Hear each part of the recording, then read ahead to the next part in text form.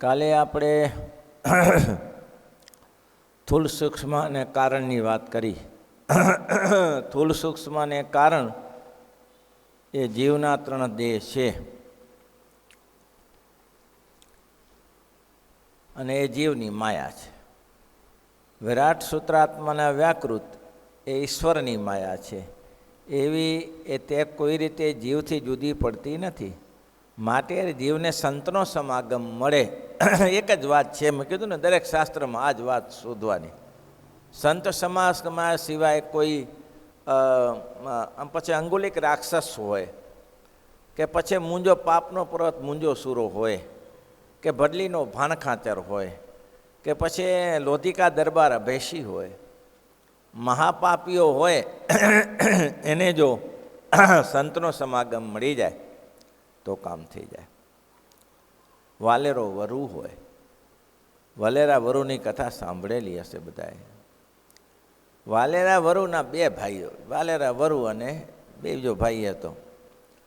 હવે આ સંત સમાગમ સિવાય કોઈ રીતે તમારી જડીબુદ્ધિ સૂજે નહીં. આ એક નક્કી રાખવાનું કે સંતનો સમાગમ મળે તો જ કામ થાય. એ વાલેરો વરુ ને કોઈ મિલકત ના આપી એના ભાઈએ, એટલે એના બાપે નાના ભાઈ પ્રત્યે પ્રેમ, એટલે મોટા ભાઈને કોઈ મિલકત, ગ્રાસ બહુ મોટો, લગભગ માનો તો 200 વીઘાનો ગ્રાસ, પણ મોટાને કંઈ ના આપ્યું. હવે મોટો જાય ક્યાં? એના લગ્ન થઈ ચૂકેલા, એના બૈરી છોકરા હતા. હવે જવું ક્યાં? કાંઈક તો કરવું પડે આજીવિકા માટે.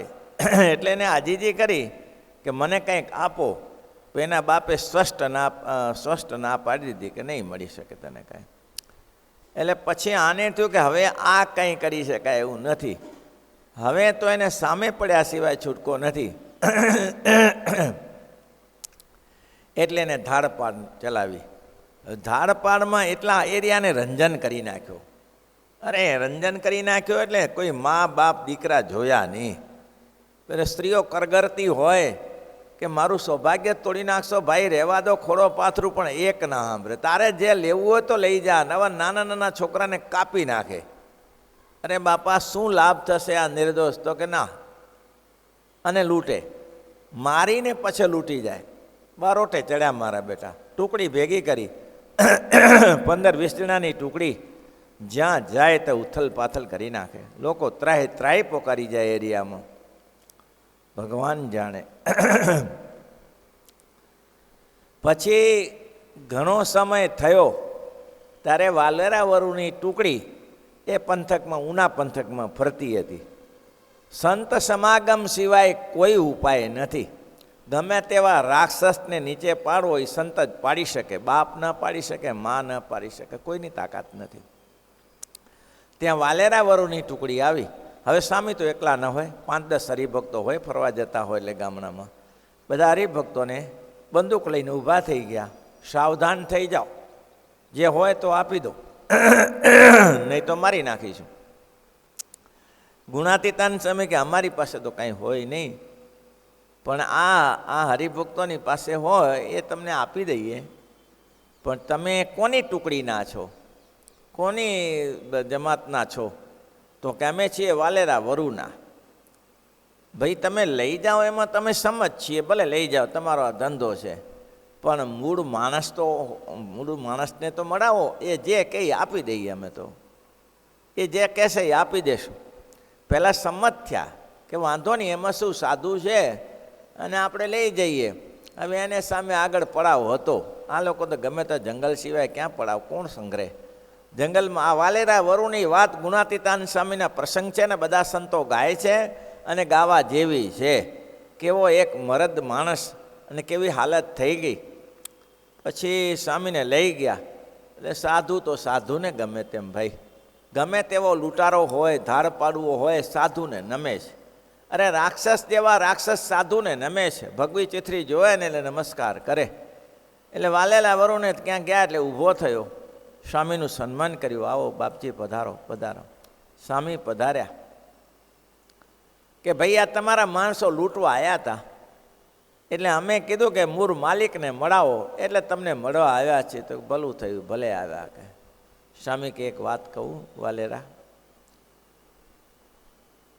તમે વેર કોની સાથે રાખો છો? તો મારા બાપાની સાથે, મારા ભાઈની સાથે. મને મિલકત નથી આપી સામે, હું ખાવું શેમાંથી, મારું ઘર શેમાંથી ચલાવું, મારે બૈરી છે, એને બધાનું ખાવાનું પોષણ કેવી રીતે કરું? સ્વામી કે એ તો બરાબર છે, તમારા બાપને સામે તમને વેર લેવું જરૂરી છે, પણ આ બધા લોકોને આ પંથકમાં મારી નાખ્યા, એનું પાપ કોણ ભોગવશે વાલેરા? આજે ને કાલે ઊભું રહેશે આવીને. હવે સંતની વાણી જેમ જેમ સ્વામી વાત કરતા ગયા અને ચોધાર નેત્રે રડતો ગયો વાલેરો. આહા હા હા, આવું મેં પાપ કર્યું છે સ્વામીઓ. સ્વામી કે આમાં કાંઈ લાભ તો નહીં થાય, પણ મારી એક વાત માનો તો તમને ગરાસ મળી જાય. મળી જાય સ્વામી? તો મારે ગરાસ જ લેવો છે. મારા બાપની જે 200 વીઘા જમીન છે, મને 100 વીઘા મળી જવી જોઈએ. એના ભાઈનું નામે જાદુ તો ભૂલાઈ ગયું અત્યારે. 100 વીઘા મારા ભાઈને જાય, 100 વીઘા મને મળવી જોઈએ. સ્વામી કે મળી જશે, મારું વચન માનો. પણ સ્વામી એમ તો ઘણા કહેનારા મળી ગયા, મળી જશે. સ્વામી કે જો વાલેરા, ભગવાન ભેગા પડશે અને 7મે દિવસે તારો તને ગરાસ મળી જશે. શું વાત કરો છો સ્વામી? તો કે 7મે દિવસે. આ હત્યા બંધ કરી નાખ, આમાં જરૂર નથી. આ પાપ છે ભાઈ, આ પાપ છે. આ પાપમાંથી મુક્ત નહીં થા. પૈસામાંથી તો આજે કોઈ છોડાવશે, પણ પાપમાંથી કોને તને નહીં છોડાવે ભાઈ. હા, હું તો સંત છું, મારી ફરજમાં આવે છે, મારે કંઈ તારી પાસેથી જોતું નથી. તું જે કરતો એ કર્યા કર, પણ આમાંથી મુક્ત થાય તો તારા પાપ બળીને ભસ્મ કરી નાખું. સામે પણ મેં એટલા બધા પાપ કર્યા છે કે હું એ મને દેખાય છે અત્યારે સામે. કડકડતા બાળકો દેખાય છે, કડકડતી પત્નીઓ દેખાય છે, બાપાને મારી નાખ્યા, છોકરાને મારી નાખ્યા, કાચાને કાચા રેસી નાખ્યા છે. હવે એ સામે હું પાપમાંથી મુક્ત કેમ થઉં? વાલેરા વરુને કહ્યું થઈ જઈશ, ચિંતા ન કર. 7મે દિવસે ગરાસ મળે તું સુધરી જજે, સુધરી જાઉં. પણ મને સામે હું ભણેલો નથી, તો 7 દિવસ મેં ગ્રાંથ મળે ખબર કેવી રીતે પડે? કેડિયાની ગાંઠ હતી, કેડિયું પહેરતા ને ગાંઠ હતી. તો સ્વામીએ કીધું આ 7 ગાંઠ છે, એક એક ગાંઠ છોડતો જજે, અને છેલ્લી ગાંઠ રહે ત્યારે તને ગરાસ મળી જશે. સરસ, સારું. ભલે સ્વામી ઘણી વાતચીત કરીને ગયા. બહુ એને દુઃખ થયું, બહુ દુઃખ થયું કે મેં આ ધંધા કર્યા મારા પેટ માટે. મેં કેટલાના પેટને ફોડી નાખ્યા, ગરાસ તોડી નાખ્યા, બહેનો વિધવા કરી, બાળકોને મા બાપ વગરના કર્યા, બાપ વગરના કર્યા. આવું પાપ ભગવાન સહન નહીં કરી શકે. પણ છતાંય મને આ સંતનો સમાગમ થયો. દરરોજ એક ગાંઠ છોડી નાખે. સ્વામીને કહ્યું, સ્વામી આજની ગાંઠ? તો કે લાવ હું છોડી નાખું. આજની ગાંઠ સ્વામીએ છોડી, અને પછી 6 ગાંઠો રહી, 5 ગાંઠ છોડી, અને 6ઠી ગાંઠે છોડી. ત્યારે થયો શું? એના બાપને એના વેવાઈ પક્ષ એટલે કે એના મામેરા પક્ષના, વાલેરા વરુના મામેરા પક્ષના લોકો સમજાવવા આવ્યા કે વેવાઈ કેટલું ખરાબ થાય છે, આ પંથકમાં તમારું નામ કેટલું ખરાબ બની ગયું છે, આ લૂંટફાટે ચડ્યો છે. હવે એ તો કોઈ જોતો નથી, કાચા ચીભડાની જેમ કાપી નાખે છે લોકોને. એમાં નામ કોનું ખરાબ થાય? તમે વિચારો કંઈક. તમારે ને આપી દો અડધું, અને તમે ક્યાં લઈ જવાના હતા? નાના છોકરા સાથે પ્રેમ છે તો એની સાથે થોડું વધારે આપજો, પહેલાંને આપી દો. એના બાપ પણ સંમત થઈ ગયા. પછી કીધું કે કંઈ વાંધો નહીં, આમને આમ તો ક્યાં ચલાવીશું, ત્યારે અમે ફફડતા ફરીએ છીએ. એ ફફડતો જ ફરે ને, ક્યારેક એનો નંબર લાગી જાય પાછો. અમે ફફડતા ફરીએ છીએ, અમારું કંઈ સહી સલામતપણું નથી. તો એક કામ કરો, ગામના 15-20 બોલાવો નિર્ણાયકોને, અને નિર્ણાયક મારી સાથે ચાલે, અને અમે બંને બાપ દીકરો જઈએ અને વાલેરા વરુને અમારો અડધ લેખાણ કરીને આપી દઈએ. ગામ મારા સંમત થયા કે આ ત્રાસમાંથી તો બચે ને. આવો ત્રાસ ગામમાં, આવો ત્રાસથી બચાવો તો સંત સમાગમ સિવાય ના થાય, સંત સમાગમ સિવાય પાર ન પડે. એ અભયસિંહ દરબાર સુધરે? એ ધરાહાર માંસ ખાનારો તો ભદલીનો ભાણખાચર સુધરે? એ મગનીરામ સુધરે? એ કોઈ રીતે સુધરે? પીબેક સુધરે? કીચક સુધરે? સંત સમાગમ સિવાય ના સુધરે. સંત સમાગમની જરૂર છે. એટલા જ માટે મહારાજ કે એટલા જ બચે છે કે જેને સંતનો સમાગમ થયો. 7મે દિવસે પેલી ગાંઠ છોડવાની બાકી છે, અને ત્યાં જ આખું જુલુસ દેખાયું. અરે સાધુનું વચન સાધુનું વચન ભાઈ ભાઈ હો. આ સાધુનો પ્રતાપ છે, જ્યાં ગાંઠ છોડી અને આખો સમાજ આવી ગયો. હવે તો ખબર પડી ગઈ કે આ સમાજ આવ્યો છે, એ તો કંઈક નિર્ણય લેવા માટે આવ્યો હોય. વાલેરા વરુને કહ્યું, વાલેરા આ કામ છોડી દે, હવે તારે આ શોભાસ્પદ નથી, અને તને તારો ગ્રાસ જે જોઈતો હોય તે પાછો આપીએ. ઓહો હો, વાલેરો કે જુઓ તો ખરા, આ ગ્રાસ મારો નહીં, આ ગુણાતીતાન બાપનો ગ્રાસ છે. એને આશીર્વાદથી આ ગ્રાસ મળ્યો છે. અને તરત એને 7,000 રૂપિયા, એટલે કોરીનું ચલણ હતું, રોકડા જે પડી હોય ને મૂડી 14,000માંથી 7,000 વાલેરા વરુને પૈસા આપી દીધા. અને 100 વીઘા જમીન આપી દીધી. ભલે નબળી બબડી આપી હશે, 100 વીઘા જમીન આપી દીધી. જમીન આપીને કહ્યું કે લે, આજથી તું એ છૂટો ને અમે છૂટા, હંપીને રહીએ. બાપ દીકરો ભેટ્યા, ભાઈ ભાઈ ભેટ્યા, અને ગ્રાસ એકબીજાને લઈ લીધો અને કામ ચાલ્યું. પછી તરત જ એને વિચાર કર્યો, આ પૈસા કોના? આ પૈસા કોના?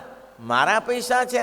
હું તો કેટલાને મારી નાખ્યા, વિધવા બહેનો કરી, દીકરાને મા બાપ વગરના કર્યા. આ ધંધો મારો છે. ગુણાતીતાને સમી તરત ગાડું જોડાવ્યું, અને ગાડું જોડાઈને થેલા નાખ્યા. એમાં પૈસાના તગતના થેલા હતા ને, થેલા નાખ્યા. અને ગુણાતીતાન સ્વામી પાસે જુનાગઢ મંદિરે પહોંચી ગયા. મંદિરમાં જઈને સ્વામીને પગે લાગી, ચોધાર નેત્રે કહ્યું, સ્વામી આ મારો ભાગ મળ્યો છે, લ્યો. સ્વામી કે, વાલેરા તે જે કર્યું છે ને, શરણાગતિ લીધી છે ને, એ મોટું કામ થઈ ગયું. હવે ભગવાનને ભૂલતો નહીં. સ્વામી હવે ભગવાનને ભૂલીએ તો ક્યાં જઈએ? હવે તો આવા પાપમાંથી બચવા માટે તમારા સિવાય બીજો કોઈ ઉપાય નથી. આપ જો દયા કરો તો આ પાપમાંથી મુકાય. વાલેરા સ્વામિનારાયણ સ્વામિનારાયણ સ્વામિનારાયણ સ્વામિનારાયણ સ્વામિનારાયણ કર્યા કરજે. કોઈની તાકાત નથી કે પાપ ભગવાન સ્વામિનારાયણ મુકાવી દેશે. હો, ચિંતા ન કરતો. પછી સ્વામીને રાજી કર્યા. 3,000 કોરી આપીને સ્વામી કે પૈસા તો બરોબર, પણ તમે જે તમારો જન્મારો સુધાર્યો એનાથી અમે ખૂબ રાજી થયા છીએ, ખૂબ રાજી થયા છીએ. ભગવાન તમારી સાથે રહે. પછી તો 2-4 દિવસ પછી સ્વામીને કહ્યું, સ્વામી ભાગ તો મળ્યો છે, પણ ભાગમાં ભલી વાર નથી. કેમ? પથ્થર છે. જમીનમાં પાણી તો હોવું જોઈએ ને, જમીન તો મળી પણ પાણી નથી. સ્વામી કે ચાલ હું આવું. અને ગુણાતીતાન સ્વામી સાથે ગયા. વાલેરા તો કાંઈ તો પુષ્કળ પાણી પડ્યું છે. અરે સ્વામી રેતી ઉડે, દુકાન ઉડે. સ્વામી કે ખોદી આ કૂવો. અને વાલેરા વરુએ કૂવો ખોદ્યો અને પાણી પુષ્કળ થયું. પછી તો ગુણાતીતાન સ્વામીનો રાત્રે દિવસ સમાગમ કરે. જ્યારે પડે ત્યારે પહોંચી જાય. ઉના પંથકથી જુનાગઢ નજીક થાય, તરત પહોંચી જાય અને સ્વામીનો સમાગમ કરે. એવો કરી દીધો. જુઓ તો ખરા, મહાપુરુષથી અતિ મોટા પુરુષને આશરે બળે પૂર્વ જન્મના પાપ. હો ભાઈ, અતિ મોટા પુરુષનો સમાગમ થાય તો પાપને બાળીને શરણાગતિ બહુ. મહારાજ કહેતા, શરણાગત પાપ પર્વતમ ગણયિત્વા ન તદીય સદ્ગુણમ અનુમાપ્યતુલમ મન્યતે સહજાનંદ ગુરુમ ભજે સદા. ભગવાનને સંત એમ કહે છે, મહારાજા દીનાનાથ ભટ્ટે બોલેલો શ્લોક છે. તમે કેવા છો કે શરણાગત જે તમારી શરણે આવે છે ને, એના પહાડ જેવા પાપને અલ્પ કરી નાખો છો, અને અલ્પ જેવું પુણ્યને મહત કરી બતાવો છો. આ મહારાજ તમારી તાકાત છે. આ તમારી તાકાત છે. હવે આવાને આ જોબન પગી જિંદગીમાં 7 પેઢીમાં કોઈ દિવસ ભગવાનની સમીપ ન જાય. આવી પોઝિશન જુઓ તો ખરા, કેવો મહારથી કરી દીધો. તપતી ધૂળ ભોજન વગર મહારાજની ચરણરજ સિવાય ભોજન ન કરે. અને જેવું ચરણરજ ખૂટી ગઈ, અને એક મહામુક્તાનંદ સ્વામીના પ્રતાપે આ જોબન પગી એવો મહાભક્ત થયો કે ચરણરજ ખૂટી ગઈ. તે જ દિવસે એની દીકરીને કહી દીધું, બેટી આજનું મારું પૂરું થઈ ગયું. ચરણરજ પૂરી થઈ જાય તો હું મારું પૂરું થઈ. બસ દેહ છોડી દીધો. આ કોના પ્રતાપ? મહાપુરુષો પુરુષોત્તમ નારાયણ સંતોનો પ્રતાપ છે. વાલેરા ગુણાતીતાનંદ સ્વામી શ્રીજી મહારાજને મળેલા સંત એ પાપને ઉડાડી દે. અને પોતે પોતાના જીવન આ ગઈકાલની સાંજની વાતમાં કહ્યું ને કે અત્યારે ક્યાં સંતો નથી બેઠા. પ્રગટ ઉપાસનામાં સ્વામિનારાયણ ભગવાન સરોપરી મળ્યા હતા. સંતો દેખાય સરોપરી છે. કાશીદાસને કે કાશીદાસ તને મગજમાં બેસવું જોઈએ, બાકી સંતો તો સરોપરી જ છે. આ નિશ્ચય થઈ જવો જોઈએ. એટલે મહારાજે અહીંયા વાત લખી છે, કેટલું સંતના વચને કરીને પરમેશ્વરના સ્વરૂપને ઓળખ્યામાં આવે. અને પરમેશ્વરના સ્વરૂપનું ધ્યાન કરે. બસ પછી જો ઓળખાણ થયા પછી બેસી ના રહેવાય, પછી લાગી પડે. જાગ્યા ત્યાંથી સવાર, ભલે આપણે વર્ષો બગાડી નાખ્યા હોય, પછી છેલ્લે 5-10 વર્ષ મળી ગયા હોય તો મળ્યા. અને તેમાંય અમારા જેવાનું તો સદભાગ્ય છે. કેમ? તો કે આપણે હવે નિવૃત્ત થઈ ચૂક્યા જીવન થકી. અને જીવન થકી નિવૃત્ત થયા એટલું નહીં, પણ જે 70-60 વર્ષ પછી જેની જિંદગી છે ને એ થોડીક વિષયથી વિરક્ત હોય છે, કામ ક્રોધાદિક વિષયોથી વિરક્ત હોય છે. એટલે સહેજે સહેજે ભજન થાય એવું હોય. અને એમાં જો મૂર્ખ ઓટલા કૂટે છે, એમાં ભજન નથી કરતા, એના જેવો કોઈ મૂર્ખ નથી ભાઈ. વિચારી જોજો. તેના પરમેશ્વરના વચનના હૃદયમાં ધારે અને તેણે કરીને એ કારણ શરીર છે તે બળીને ખોખા જેવું થઈ જાય છે. જેમ આંબલીનું બીજ હોય, કચિકાનું દ્રષ્ટાંત આપ્યું. આંબલીનો કાતરો જ આજુ ઉદાહરણ તરીકે છે. આંબલીનો કાતરો છે એ 3 શરીર, સ્થૂળ શરીર છે, ઉપરની છોડી છે એ સ્થૂળ શરીર છે. એ પાકી જાય એટલે એને આમ કરી તો છોડી ઉતરી જતા વાર ના લાગે. પછી બીજું સૂક્ષ્મ શરીર છે, એના જે ગર્ભ છે ને એ સૂક્ષ્મ શરીર છે. તો ગર્ભને ચપ્પુથી કાઢવું પડે, ડાયરેક્ટ ના નીકળે. ગર્ભને કાઢવું હોય તો એ થોડી વાર લાગે, તાત્કાલિક ના નીકળે, થોડો સમય લાગે ગર્ભને. એ સૂક્ષ્મ સ્વરૂપ છે. પણ કારણ સ્વરૂપ ના નીકળે ને ના નીકળે. કેમ ના નીકળે? તો કચિકા ઉપરની છોડી છે, તોડી નાખો, હથોડો લઈને એને કાપી નાખો, તોડી નાખો તો છોડી સાથે રહે. તો કે એને શું કરવું પડે? કાઢવી અલગ કરવી હોય તો શું કરવું પડે? તો એને અલગ કરવી હોય તો શેકી નાખવું પડે. બસ શેકી નાખો અગ્નિમાં, શેકીને પછી આમ કરો, નીકળી જશે. અગ્નિમાં શેકી નાખો પછી નીકળી જાય. કારણ શરીર છે બળીને ખોખા જેવું થઈ જાય છે. જેમ આંબલીનું બીજ હોય તે બીજની છાલ બીજ સાથે અતિ દ્રઢ ચોટી હોય, પછી તેને જ્યારે અગ્નિમાં શેકે ત્યારે છાલ દાજીને ખોખા જેવી થઈ જાય છે. દાજી જાય છાલ, ભલે દેખાતી હોય તમને સારું, પણ આમ કરો તો ચોડી નીચે નીકળી જાય ને. તેમ કારણ શરીર છે. એટલા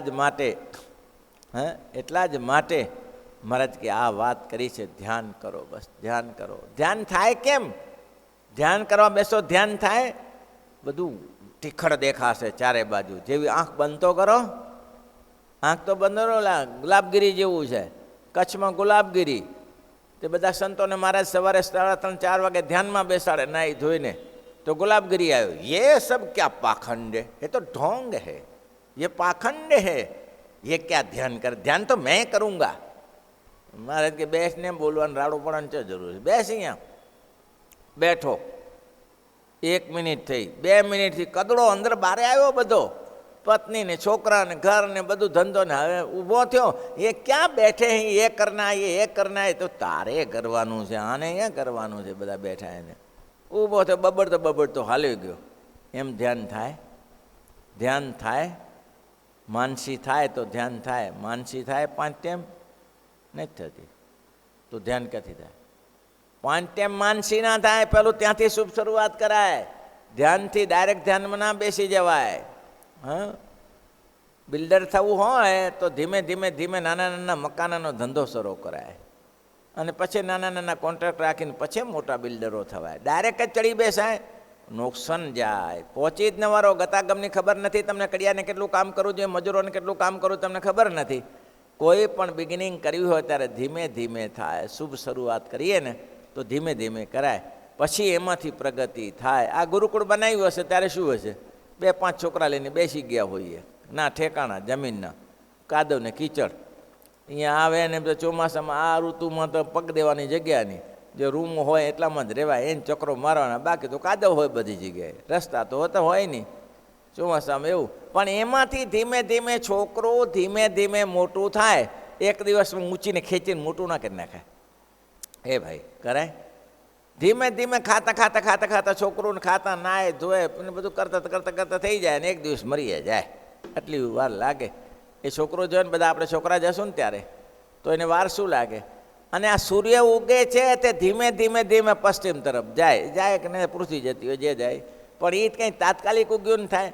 આ જે ચીભડું ને ચીભડાના ફળ ને બધા થાય છે એને આમ જોયા જ કરો, વધ્યું, કંઈ વધે દેખાય નહીં, દેખાય. પણ એ જ 15 દિવસે ઢોલ જેવું થઈને બેસે, તરબૂચ થાય ઢોલ જેવું. 15 દિવસ રાહ જુઓ, તો નરી નજરે દેખો તો દેખાય ના દેખાય.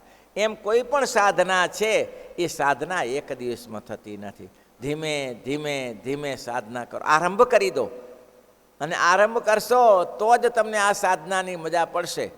તમે ક્યારેય સવારે ટાઈમ મળે, રાત્રે ઊંઘ ઉડી જાય ત્યારે વંદુના પદ બોલો, ધ્યાનના સોનેરી મોડિયા જેવા કીર્તન વધનું જેમ મહારાજનું શણગારનું કે વર્ણન આવતું હોય એના કીર્તન બોલો. ધીમે ધીમે ધીમે સાધના, વંદુના પદ બોલો ત્યારે વંદુના પદ ભલે તમે આંખ બંધ કરીને બેસો, પણ તમારે એટલી ગણતરી કરવાની કે કેટલે સુધી મારું ધ્યાન રહ્યું, કેટલા પદમાં મારી વૃત્તિ રહી, પછી વૃત્તિ ક્યાં ફરવા ગઈ, અને એ તમને ખબર ફરવા ક્યાં ગઈ પાછી. હું વંદુ સહજાનંદ બોલું છું અને પછી બીજું પદ આવ્યું એટલે વૃત્તિ તમારી ફરવા જાય. તો જોઈ લેવાય કેટલી ફરવા જઈ. કાભાઈ હતા કાળીદાસભાઈ ગુલાબપુરાના, એ કહેતા કે તાકાત છે, એક કે બે વિચાર કલાકમાં આવે છે એ મને ખબર છે.